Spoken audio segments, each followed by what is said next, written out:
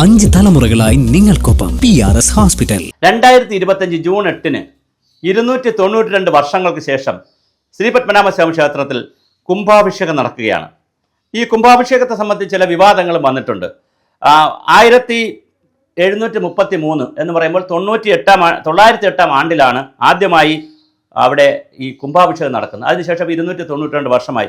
ഒറ്റക്കൽ മണ്ഡപത്തിലും ഗർഭഗൃഹം എന്ന് പറഞ്ഞാൽ ഈ അകത്തുള്ള വിഗ്രഹം വച്ചിരിക്കുന്ന സ്ഥലം, ഗർഭഗൃഹത്തിലും പൂർണ്ണ തോതിലുള്ള സ്തൂപിക പ്രതിഷ്ഠ നടക്കുക എന്നുള്ളതാണ്.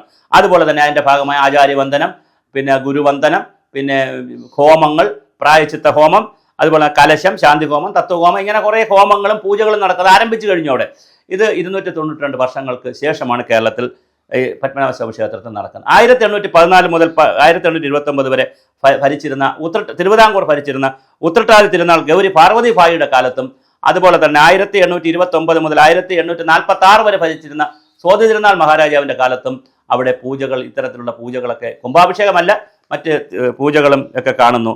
പക്ഷേ ഒരു പ്രശ്നം, നമ്മുടെ ഡോക്ടർ ശശിഭൂഷൺ ഇന്ന് ജീവിച്ചിരിക്കുന്ന പ്രധാനപ്പെട്ട ഒരു ചരിത്രകാരനാണ്, ചരിത്ര അധ്യാപകനൊക്കെയാണ്.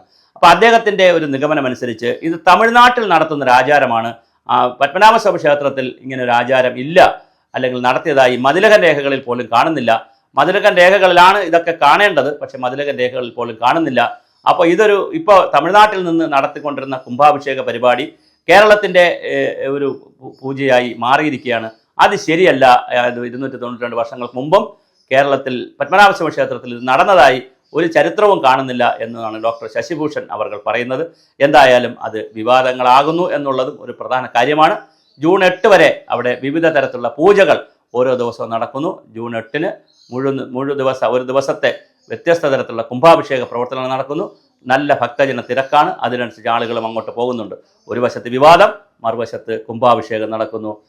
എന്തായാലും 292 വർഷങ്ങൾക്ക് ശേഷം നടക്കുന്ന ഒരു പൂജ എന്നുള്ള നിലയിൽ വലിയ സവിശേഷതയാണ് ഭക്തജനങ്ങൾ ഇതിന് നൽകുന്നത്. തീർച്ചയായും ഈ വിവരം കൂടി ജനങ്ങളെ അറിയിക്കുന്നതിന് വേണ്ടിയിട്ടാണ് ഇത്തരത്തിലൊരു വീഡിയോ ചെയ്തത്.